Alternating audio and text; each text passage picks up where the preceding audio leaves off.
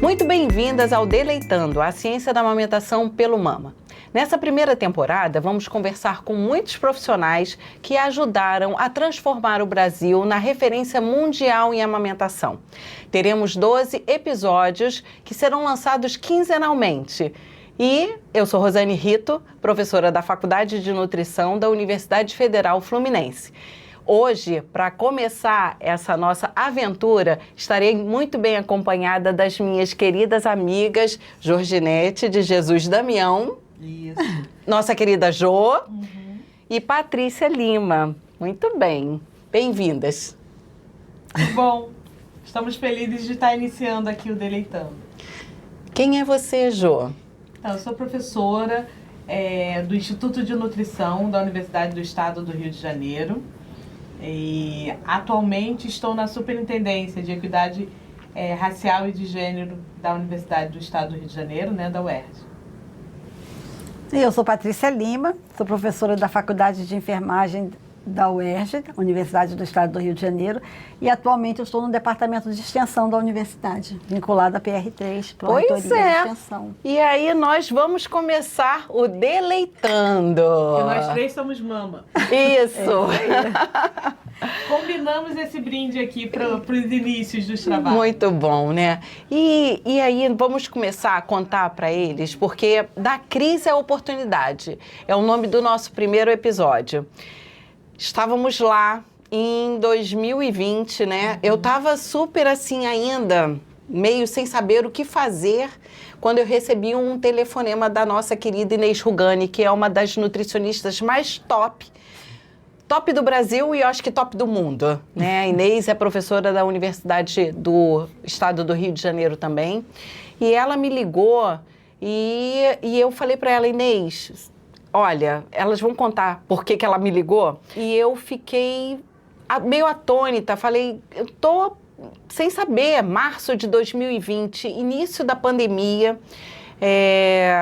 não sabia se podia sair de casa. Naquele momento a gente estava todo mundo isolado, não sabíamos de nada.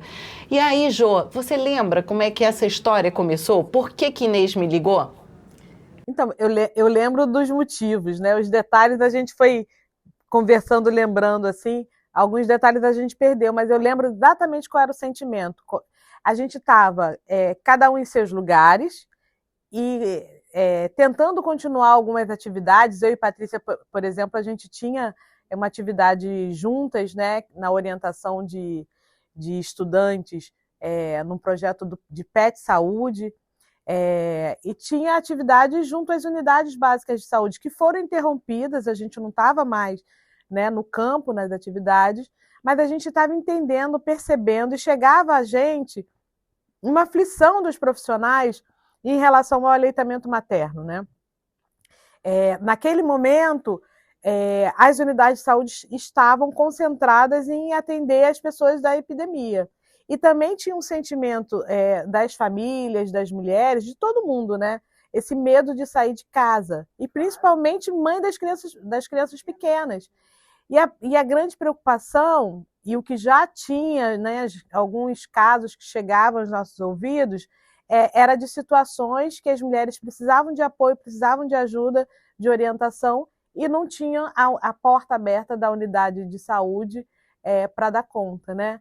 E aí cada um foi pensando nas suas estratégias. Patrícia tem bem a lembrança daquele momento, né? Sim, e uma coisa assim que eu acho que é interessante é que a gente nunca viveu uma situação como foi a pandemia, não é? Assim, a nossa geração não viveu isso. Foi. Mas uma coisa que é muito, muito recorrente é que qualquer situação que acontece, dengue, surto de dengue, H1N1, o que aparece, né, Zika, suspende tudo, né, para concentrar esforços E a questão do atendimento à mulher e à criança, em geral, é suspenso, né? E existia com a pandemia, não sabíamos de nada, né? Então, assim, tínhamos muito poucas informações. E aí, nessa hora, protege-se mulheres, protege-se criança. Então, tinha uma questão de suspende, porque temos que focar na pandemia, e também uma preocupação, faz o que com essas mulheres, como é que se protege essas mulheres? E aí eu lembro que eu, né, particularmente porque tenho uma relação com a criação do Mama, eu coloquei no Facebook o meu telefone, se você está vivendo, né, está amamentando, Do seu Face para o mundo. Face para o mundo. E a minha filha falou assim, mãe, pelo amor de Deus, eu estava num quarto fazendo isso, quando eu lancei a minha filha no outro quarto, a Ingrid, ela veio, mãe, que isso que você está fazendo? Tipo assim, não se bota, né? Não se bota celular, né? E aí algumas pessoas... Crianças que estão assistindo nesse momento não façam isso. Isso celular. é uma senhora fazendo, né? A geração não sabe que não. Mas, enfim, essa preocupação faz o quê? Faz né? o quê? Então, assim... Porque tem uma questão nossa, e aí a gente vai falar mais disso, né? Assim, a gente tinha uma preocupação de proteger essas mulheres, de proteger esses bebês. Né? Porque assim, não tem como congelar isso, porque a amamentação, se eu começo, tive o meu bebê, dias depois, se eu interrompo, se aparece um problema e eu não tenho como resolver, pode ser pode ser trágico, né? E aí é isso que a gente tem que... Naquele momento, a gente não sabia se podia amamentar. Tinha também essa questão. Se podia tirar leite. Nós não sabíamos e os profissionais não sabiam. Como a mãe iria se comportar em relação, né, se ela... A mãe com Covid, o que fazia... Exatamente. Mas tinha um fluxo de informações também, de geração de informações, também frenético. Muito frenético.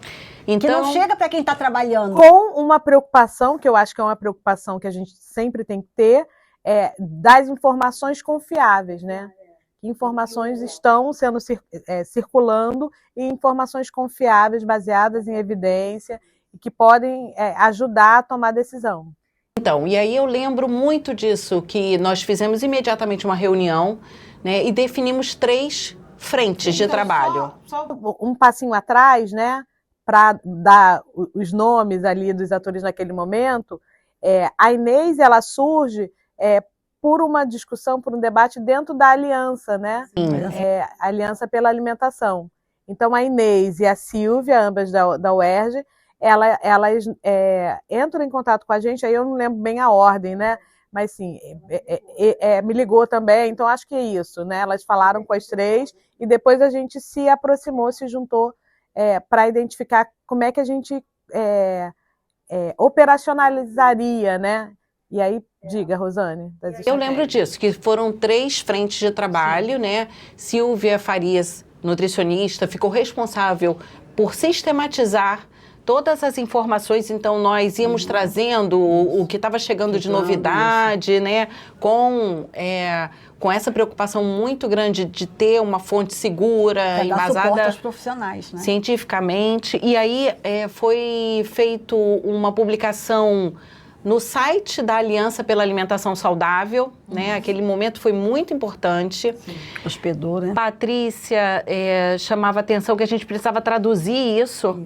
Nos materiais. Exato, porque o profissional que está no front da batalha, ele não tem tempo ainda de checar, de conferir, né? E aí a gente entende... Ler um texto, artigo. Exato. Então a gente entendeu que nós, porque também somos universidade, né? Quer dizer, a gente não está na unidade naquele momento, mas a gente, de onde a gente está, a gente consegue fazer esse tipo de coisa de selecionar materiais, identificar, né, a partir de evidências científicas e aí utilizar todos os critérios que existem disponíveis para isso, né? E a terceira frente seria organizar os plantões, né? Que já com apoio das nossas alunas que têm, né, um know-how das redes sociais, né, em 2020 já tinha um Instagram, eu era muito mais do Facebook nessa época, mas tudo, né? elas tinham uma sacada e aí foi o que a gente... A tecnologia. Exatamente, e aí nós tínhamos... profissionais de saúde, nós, professoras, juntamente com os profissionais de saúde, que todas nós somos assim muito ligadas, né? Porque existe o grupo técnico interinstitucional de aleitamento materno da Secretaria de Estado de Saúde. Então, era assim, pensar quem poderia nos ajudar. E eu lembro muito claramente, né? Tínhamos que contar com a solidariedade, porque tudo que a gente faz é muito no amor. E aí liga para uma, liga para outra. Em 3 dias a gente tinha organizado plantão para todos os dias da semana. A Rosane Rito tem esta capacidade, né? Para quem não conhece, eu lembro em algum momento da gente falar, mas precisa de alguém que vai conseguir identificar pessoas rapidamente, acessar pessoas e mobilizar. Então, todo mundo pensou na Rosane, né? Eu acho que por essa sua Eu fico até vermelha. Não, mas a potência que o aleitamento traz quando nos junta, né? Quando nos une, e essas pessoas, porque veja bem, estávamos no primeiro semestre da pandemia. Isso. Onde, sabe, meu pai faleceu em março. A gente estava, ou seja, em meio a adoecimento, internação, perda de parente, assim, a gente estava também. E essas pessoas que são do Jetian, que né, se incorporaram, fizeram parte e fazem parte até hoje, elas também estavam vivendo as suas questões e os seus medos e mesmo assim, né, tô junto, né? Qual o horário que eu posso, né? Em casa, meu irmão estava no CTI, né? Foi muito duro, foi muito, assim, a pandemia foi muito dura para todas as famílias, mas a gente teve que aprender muito rápido, né? Eu acho que foi uma coisa assim de pega uma na mão da outra, né, Jô? Vamos ter que ter caixinha de lenço também com o logo do Deleitando. Aqui me segurando, porque quando você vai para essa época, né? Que a gente lembra dos sentimentos, né? E é isso. E aí, depois, avançamos. Conseguimos, nos meses de abril, maio, junho, fazer a sistematização dos materiais, produzir, né, posts. As meninas foram para o Canva. Então, aqui, a gente tinha uma super apoiadora tecnológica, Camila Bertu. Que agora está na UERJ, professora. Professora da UERJ, porque teve isso também, né? As nossas meninas, como ficaram conosco durante 3, 4 anos, aquelas que estavam se formando, viraram profissionais, já fizeram mestrado, agora já são professoras conosco. Então, uma coisa que eu estava pensando, assim, só voltar um pouquinho, que, assim, não era só, embora isso já seja muito, não é só promover aleitamento materno. Ali a gente estava impedindo que os números aumentassem de mortes, né? Porque quando você promovia e apoiava e conseguia fazer com que aquela mulher, né, amamentasse, ela estava protegendo também o filho, ela estava se protegendo. Contra a Covid, né? Exato. Então foi também uma ação contra a Covid, né? Claro. Apoiar essas mulheres e difundir a informação de que o aleitamento materno protegia, né? Eu falei de Camila Bertu e lembrei, ela que fez. Com a ajuda da gente também, né? Assim, eu lembro disso, que a gente conversava bastante, né? Porque, aqui, ó, então vale a pena, né? A representação das mulheres, né? Então, isso para nós é muito, muito caro. Então, precisávamos ali naqueles meses de maio, junho, até que dia 1º de julho de 2020, nós estávamos nas redes sociais, né? O grupo Mulheres Apoiando Mulheres na Amamentação começou a atender, né? E a gente precisava também se organizar enquanto grupo. Então, eu lembro que a gente tinha, o WhatsApp foi uma ferramenta, porque nós tínhamos um WhatsApp, até hoje, né? Temos um WhatsApp que congrega lá, o geral, 60 mulheres ali. Temos o próprio das consultoras, que conversam entre si. Quando uma pede ajuda, né? As outras vão. Isso. Então, é educação permanente. Todo, né?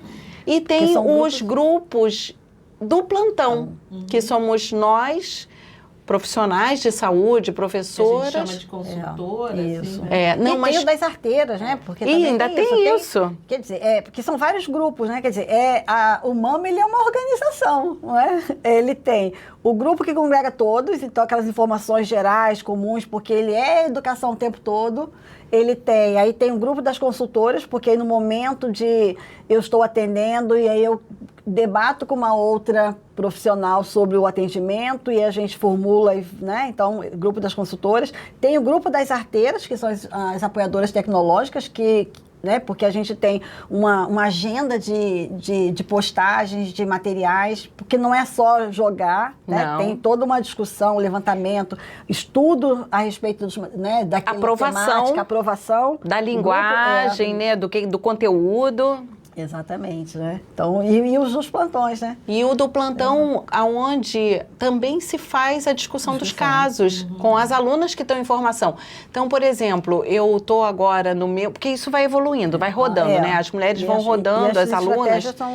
E porque a vida é dinâmica, né? E eu agora estou com uma aluna de terceiro período. Então, como é que é lindo isso, né? Já tive alunas que se formaram e que estão no mestrado, mas agora eu estou com uma aluna de terceiro período, então isso é muito legal. E para organizar essa organização macro, a gente ainda tinha as reuniões mensais, né? E que participam todos, né? Todas apoiadoras e consultoras e que tem uma pauta, tem uma agenda. Então, isso também é importante, porque isso também é formação. E a pauta é construída coletivamente. O que está acontecendo, o que a gente está precisando. E à medida que a gente vai atuando no MAMA, a gente vai percebendo assim, está tendo muito isso aqui, está tendo muito aquilo ali, precisamos reforçar tal coisa. E até nas nossas falhas, não é? Porque ao longo desses 5 anos tivemos algumas falhas, porque a gente não sabia como lidar, né? O atendimento. E aí eu lembro de situações, por exemplo... a consultora, sei lá, a gente está atendendo uma pessoa no domingo, mas aí a pessoa de quinta entra no domingo para atender a pessoa porque ela atendeu na quinta e eu firmei vínculo, não, agora é a de domingo. Então, assim, tem essa, né? A gente amadureceu. A gente foi... de várias coisas que a gente tomou decisão a partir das situações que apareciam. Por exemplo, logo no início a gente tomou a decisão de que a gente iria usar como referência, sobretudo, os documentos materiais do Ministério da Saúde. Isso é importantíssimo, Ju. Né? Porque cada uma, é claro que a gente tem, principalmente aquele grupo inicial, mas acho que as consultoras ainda continuam assim, né? A gente veio do mesmo lugar, a gente passou, né, tem uma formação em relação ao aleitamento materno, muito próxima, né? E claro muito ligado ao Ministério, né, da Saúde. Muito ligado ao Ministério, muito ligado ao SUS, na verdade. Ao SUS. Muito ligado ao SUS, né? E uma experiência de serviço também. Mas é claro que cada uma tem suas, né? E as categorias também. Então, hoje a gente falou daquele momento e tal, mas acho que a gente não organizou quem é o MAMA hoje, né? Então, o MAMA hoje continua esse grupo de mulheres, tem quantas? Mas mais 60. Voluntárias, que eu acho que é muito legal. Voluntárias, mas agora com esse entendimento da nossa vinculação aos projetos de extensão nas universidades, né? Então, nós professoras... Dupla jornada. Dupla jornada, né? Mas encaro assim, que nós professoras não somos voluntárias. Não, faz parte de repente, Patrícia é do plantão de domingo à tarde. Você está esquecendo disso? A gente trabalha... Mas a gente está acostumado a trabalhar sábado, domingo, feriado. Sábado, domingo, feriado, de noite, madrugada, né? Então, não, mas só assim, a gente entendeu em algum momento a institucionalidade também do projeto. Porque no início a gente não pensou nada disso, a gente não teve essa conversa. Certo. De, vamos organizar aqui um programa de extensão. A gente não teve essa conversa. Naquele início vamos apoiar as mulheres e vamos apoiar a Rede SUS. Essa é uma outra questão, né, que desde o início a gente fala sobre isso. Nós somos SUS porque nós somos, mesmo não tendo, assinando ponto em unidade de saúde no momento, que a gente já passou por lá. Mas nós somos SUS, né? Sempre fomos. E era o objetivo, desde o início, a gente apoiar o SUS. Então isso era... O MAMA foi até para desafogar o SUS, né? Assim, eles estão cuidando ali da Covid, a gente está cuidando dessa mulher e daqui a pouco a gente devolve ela para você, porque ela pertence àquele território, àquela, né, atenção primária, enfim. Muito então, bom. Tanto usar as referências e recomendações do Ministério, né, foi logo no início, para fazer esses acertos, ok, na sua prática individual você pode fazer assim, mas no MAMA a gente vai combinar, né? Então a gente tem um protocolo, a partir das recomendações do Ministério, a gente tem um protocolo de ação. E embora seja voluntário, né? No início tinha aquele caráter voluntário, mas o MAMA tinha estabelecido alguns critérios, né? Porque a questão do conflito de interesse era uma questão que a gente não abria mão de que não poderia, né? Sempre. Então, assim, tem alguma vinculação com qualquer outra empresa que nega a proteção ao aleitamento materno, então essa pessoa não é elegível, né? Exatamente. Para o MAMA ela não é elegível, né? Então, assim, porque muitas pessoas nos procuraram querendo ser MAMA, e é assim, não, o MAMA ele tem uma chancela do Sistema Único de Saúde, né? De direitos humanos, de uma defesa, né? Então, isso tudo a gente vai conversar ao longo dessa nossa temporada, dessa nossa jornada. E, Jô, assim, a gente convive já há muito tempo, né? Acho que por isso também, né? Por essa confiança, aí me veio à mente o nascimento do Francisco, né? Você é nutricionista, mas aquele momento foi muito importante pra gente, né? Muito, muito. Eu falo sempre, né? Eu sou professora de materno-infantil, de nutrição materno-infantil. E de vez em quando eu falo, quando vou falar sobre a questão da necessidade do apoio. Eu sou nutricionista e já trabalho com aleitamento, né? Desde a gerência da criança lá, né? Onde a gente se conheceu, desde o início. Mas quando eu tive o Francisco, meu bebê que nasceu em 2000, meu bebê... Que hoje já tem 12 anos, 1,65 m. Que nasceu em 2013, eu era mãe. E poder contar... Rosane foi a madrinha do peito, né? E a madrinha do peito do Francisco. E poder contar com alguém é o diferencial, né? Então, assim, eu não acho que todos os profissionais que trabalham com aleitamento têm que ter filho e amamentar para poder orientar, não. Mas que é diferente, né? Principalmente da gente perceber como que esse apoio faz diferença, né?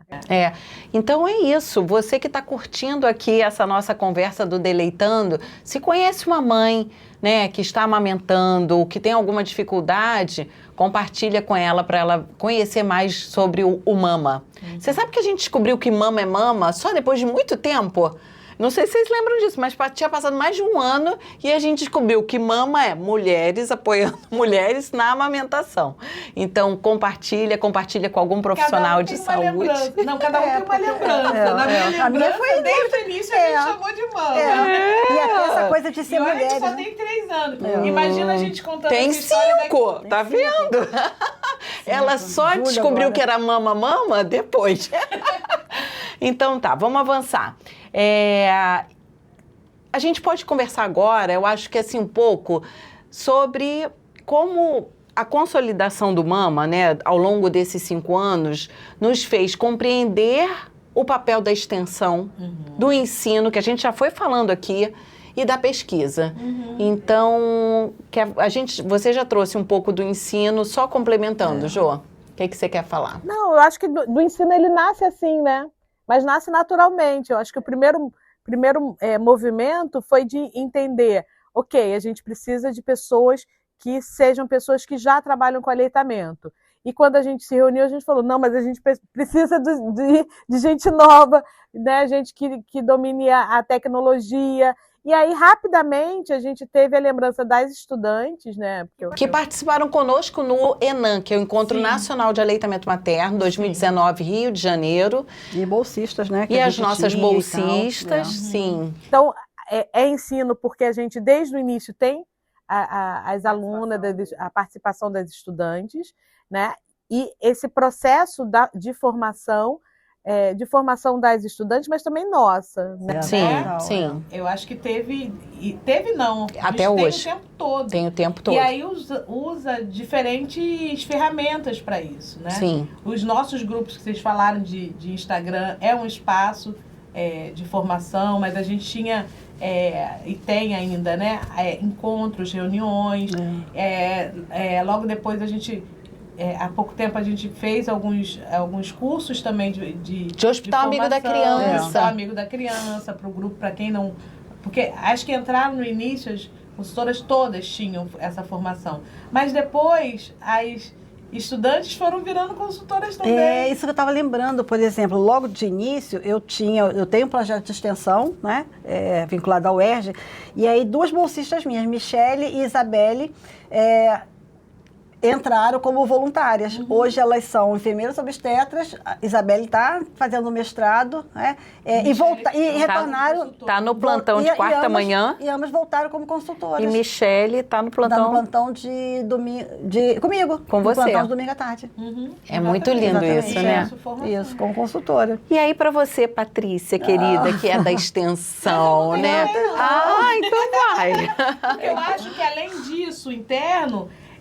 Essa função, esse papel do ensino, ele está também em outros...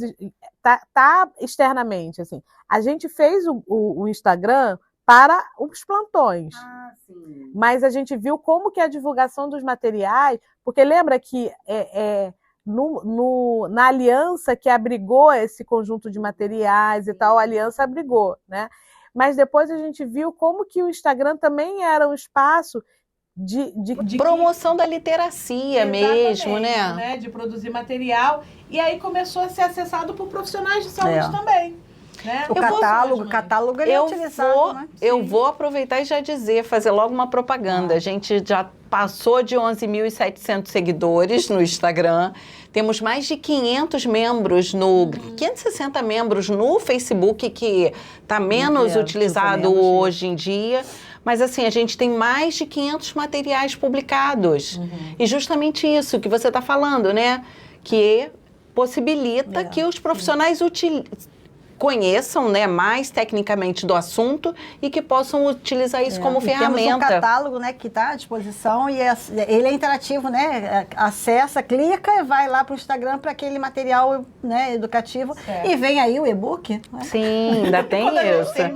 Não, e vem aí o Deleitando, que também é uma outra ferramenta, né? Exato. Muito bem. Então, mas Patrícia vamos lá. É a dona da extensão. Não, mas assim, é porque eu defendo o cunho residente porque a indissociabilidade.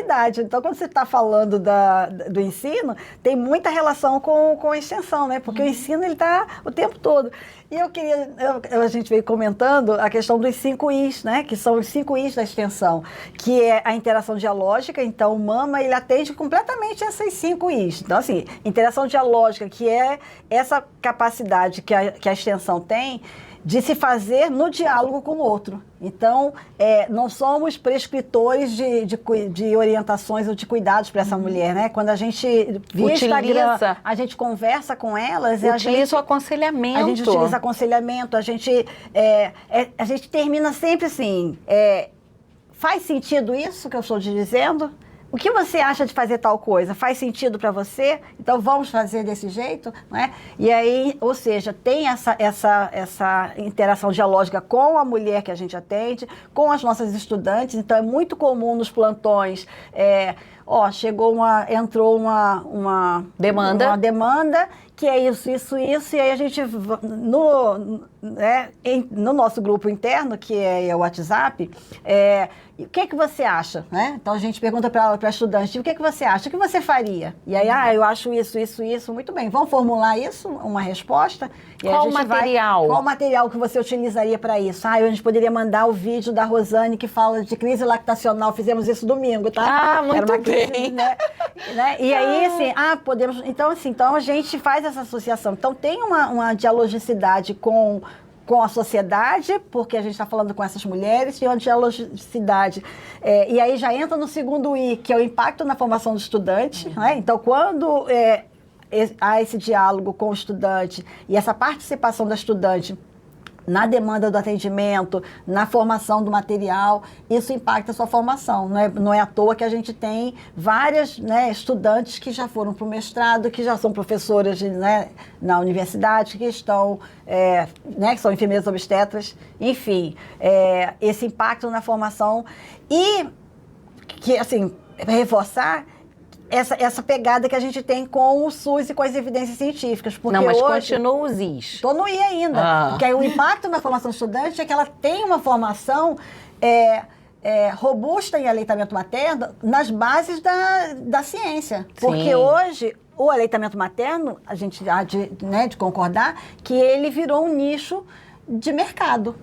Né? E a gente, Que preocupa. Não é? E o mercado sempre puxando para o lado, né, da indústria.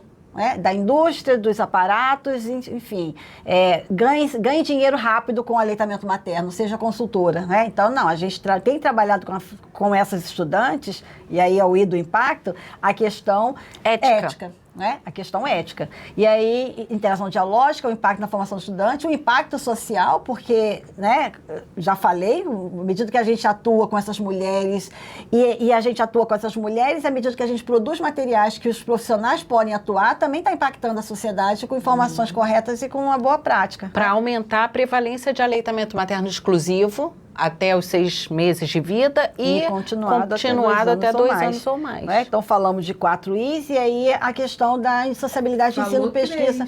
Falei, interação dialógica, impacto na formação do estudante, impacto social, a indissociabilidade de ensino, pesquisa e extensão. É que você já tinha falado. Né? A indissociabilidade, ou seja, o que a gente faz como sociedade, como extensão, também está na formação e também gera pesquisa, que a gente, né, vai falar daqui a pouco. E a questão da interprofissionalidade. Sim. Né? Indissociabilidade e interprofissionalidade, ou seja... a cara do mama. É a cara do mama, porque a gente tem na nossa equipe pediatra, né, que é médica, nutricionista, enfermeira e fono. Né? Então, assim, a gente tem 4 categorias profissionais diferentes aí participando tão intensamente. E tudo que a gente produz de conhecimento que tá transdisciplinar, transdisciplinar. Né? Então, assim, quem trabalhar com aleitamento, o serviço social, se trabalhar com aleitamento, pode usar nosso material. Psicóloga, se trabalhar com aleitamento materno, odonto, pode trabalhar com... Não é? Então, assim, aquilo que a gente, na pesquisa, e aí você vai falar, a gente tem feito uma discussão de um conhecimento que seja mínimo relevante para a formação dos profissionais, para que minimamente ele não atrapalhe a vida dessa mulher e dessa criança, mas que ele saiba lidar, ainda que ele não vá trabalhar com aleitamento materno, que ele pode trabalhar com qualquer outra coisa, mas a mulher vai chegar até ele, essa mulher pode ser uma nutriz, né? Esse é um gancho importante, né? Porque você pesquisa muito sobre conhecimento em aleitamento materno dos estudantes, né? Então, esse é um campo de pesquisa, porque acho que vale a pena a gente chamar a atenção que nós todos estamos em algumas linhas de pesquisa, né? No apoio nutricional integrativo à maternidade e saúde infantil, lá da Faculdade de Nutrição, que é a Daniele Mendonça como é que é? Número 1, né? Porque tem número 1, número 2, mas todos nós estamos no Animase. A Elisa, que também é da coordenação do MAMA, a Elisa Rodrigues, professora da Escola de Enfermagem Ana Nery, da UFRJ, né? Então, ela tem essa vinculação nossa. E nós temos pesquisas comuns que não só trabalham aqui, como se dá aqui no Brasil, mas temos a nossa Carol Caroline Braga, que é do plantão de sábado de tarde, né? Que tá estudando como é que pode ser esse modelo em Angola. Em Moçambique. Então, assim, fico muito feliz. Orientando da Elisa. Foi minha bolsista, né? Foi bolsista da Patrícia, justamente com isso, com a questão do conhecimento, né? Então, eu acho... E temos os nossos TCCs, que eu acho que também, não só a pós-graduação é importante, que a gente também fez com a Joana Ravazini, um mestrado sobre segurança de dados, né, nessa atenção, nessa orientação online, mas importantíssimo a graduação. Porque eu acho que todas nós priorizamos também a graduação, a formação dos alunos. E aí agora a gente está fazendo... vai defender agora um TCC, que é a avaliação do curso da Iniciativa Hospital Amigo da Criança com os materiais do Mama. Então, é muito... A gente na UERJ também, a Elda Tavares, né, junto comigo, estamos orientando um TCC sobre os motivos do atendimento, né? Quais são as questões principais que chegam, né, para a gente, para o atendimento do Mama. Mas aí eu acho que vamos ressaltar isso, então.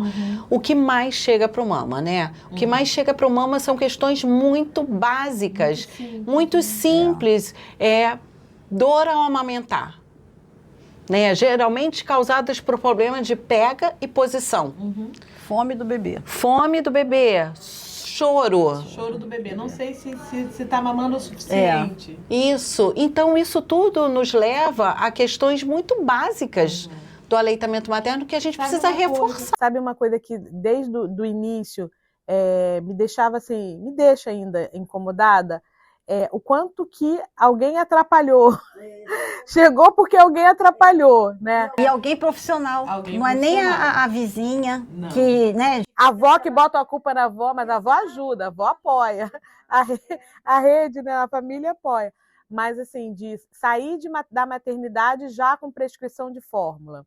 Ou receber uma orientação na maternidade, assim, você vai ter dificuldade porque seu bico é invertido, né? Segue, faz os dois, né? Mantém os dois. Senão, o peso não está adequado. Isso eu ia falar Essa é a crise da mulher. Essa semana teve uma estudante que eu co-oriento, né? Que a irmã está com um bebê de 2 meses e aí olhou o WhatsApp, a irmã muito preocupada, dizendo que o médico falou que o bebê não tinha ganhado peso suficiente. Primeira coisa, peraí, deixa eu pegar minha calculadora. Quanto tempo? Isso. Quantos? 20 gramas por dia. Então, E como que um profissional... Porque isso pode acabar com a confiança da mulher. Você vai a um profissional, ele fala, o bebê não está ganhando peso Tem umas suficiente. palavras-chave aí que são indutoras de desespero, de desmame, de desespero. Primeiro, né? Da insegurança materna, né? Que aí tem até estudos que falam sobre isso, né? Em relação à enfermagem, em relação à questão obstétrica, né? A questão da violência obstétrica. Porque a mulher quer o parto natural, né? Fisiológico, o parto normal. E aí ele diz assim... Não sei, o bebê está entrando em sofrimento. Acabou. Qual a mãe vai manter? Acabou. Né? E assim, que evidência ele tem de fato, né, para ser isso? Então, assim, não sei se você vai conseguir. Vamos manter um plano B. E na amamentação também isso. Quando diz assim, o bebê não está ganhando peso, isso tem um peso muito grande. Exato. Por quê? Porque lá atrás, no passado, a mortalidade infantil ela era por desnutrição. Não é? Só que nós temos uma outra realidade. Então, assim, não está ganhando peso, vamos identificar o que está acontecendo para ele não ganhar esse peso, ao invés de já colocar uma outra coisa. Em geral, foi uma avaliação inadequada. Não conhecimento do profissional daquele momento, ou não consideração, né, talvez. Não consideração do momento inicial que o bebê perdeu. Eu acho que talvez tenha também problema de manejo. Manejo clínico da amamentação, né? Tem aí uma falha. Sim. Porque, mas assim, em relação a peso insuficiente, na maioria das vezes, quando você vai ver, o bebê ganhou. Não ganhou o que era a expectativa daquele profissional, mas ganhou. Mas a outra coisa se o bebê não ganha peso, ao invés de você trabalhar com o manejo do aleitamento, que a gente fala manejo, né? Enfim, mas com orientação em relação ao aleitamento, sempre entra a outra coisa. Que eu não vou falar o inominar. Vou nem falar o nome. Acabar logo, não liga mais pra mim não, tá? Então vou te prescrever um negocinho. Tá. Ao invés Então, porque a formação está muito, muito precária, né? Deficitária. A gente fez uma revisão sistemática, revisão integrativa, né? Não foi sistemática, mas a gente fez uma revisão que mostrou que fala-se muito pouco dessas outras questões, porque o aleitamento ele é multidimensional, mas assim, o que se desenvolve, se investe em termos de conhecimento é o aspecto biológico e manejo, né? Mas só que é um manejo que se eu não estiver, eu não associar esse manejo com o contexto, entendeu? Eu vou falhar. Então, certeza. assim, eu não posso somente ensinar o profissional as questões biológicas de peito, mama, boca de bebê e fisiologia aqui e ali, porque não é só isso. Um bebê não deixa de mamar só por conta, né, do peito ou porque não está com fome. Ele deixa de mamar por uma série de situações que pode estar envolvendo esse contexto social e familiar. A mulher não deixa de amamentar só por uma questão fisiológica, tem outros aspectos. Então, se o profissional não for formado nessa amplitude né, do aleitamento materno... Primeira barreira, ele... Exato. E aí tem uma coisa também que está muito na formação, né, do profissional, que é esse limite da vida e da morte. Então, parece que essa mulher só vai ter contato naquele momento com você e acabou. Porque eu também não tenho tempo. Porque eu também, né? E aí, então é mais fácil eu prescrever, porque eu sei que eu prescrevi 80 ml e tal, e vai entrar, não é? Então parece que eu resolvo assim, ali a situação.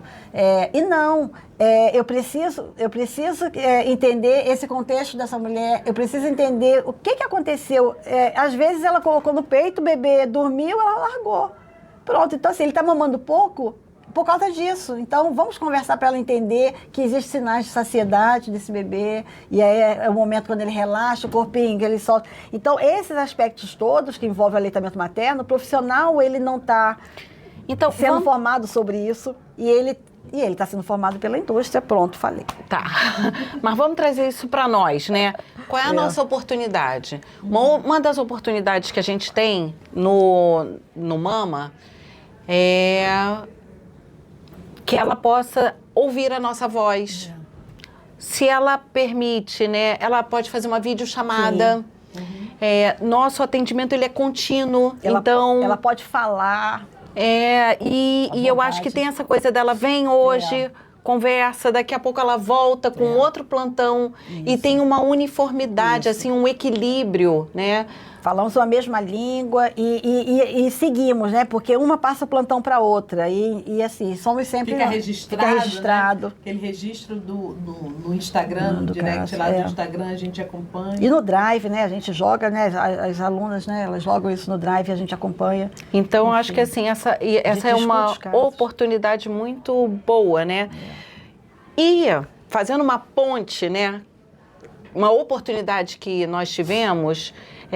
eu fui para Portugal, para a Escola Nacional de Saúde Pública, fazer o meu pós-doutorado, e lá encontrei um grupo muito parecido, muito sinérgico conosco, que é o SOS Amamentação de Portugal. Não, e é fantástico, porque assim, elas trabalham com os mesmos princípios e tudo. E aí, nessa convergência, fizemos a semana comemorativa um evento da Semana Mundial de Amamentação de 2022, onde o grupo Mama e o grupo SOS Amamentação se encontraram, né? E isso fluiu muito bem. Se encontraram nas redes e formaram a Rede Brasil-Portugal de apoio à amamentação, no início a gente falava apoio online, mas virou apoio à amamentação. E no ano seguinte, a gente teve a oportunidade, por meio da Rede Global de Bancos de Leite Humano, da rede da CPLP, que é a Comunidade de Países de Língua Portuguesa, de ter contato com profissionais de Angola, Moçambique, Cabo Verde, que se juntaram a Portugal e Brasil. E a partir daí, e eu acho isso ímpar, fantástico, né? Porque nós atendemos mulheres que estão no Japão, na Suíça, né? Elas falam português, elas têm como conversar conosco. E aí, nessa história de manter viva essa rede, nós temos os nossos encontros. As sessões de intercâmbio que acontecem a cada 2 meses. E numa dessas sessões, o Franz veio falar sobre epigenética do leite humano. E quando o Franz veio falar de epigenética do leite humano, ele mostrou um vídeo que tinha a ideia que era uma entrevistadora conversando com uma cientista. E aí elas falavam sobre os HMOs, que são os oligosacarídeos nitrogenados do leite humano. E aí eu fui dormir com aquilo.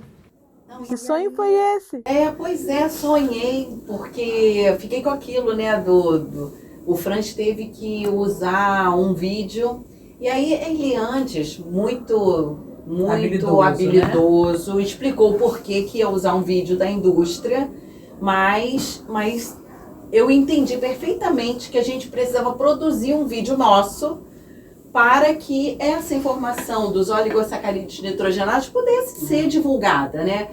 E aí, o vídeo era passado exatamente num modelo podcast, né? Então, tinha uma apresentadora e tinha uma cientista.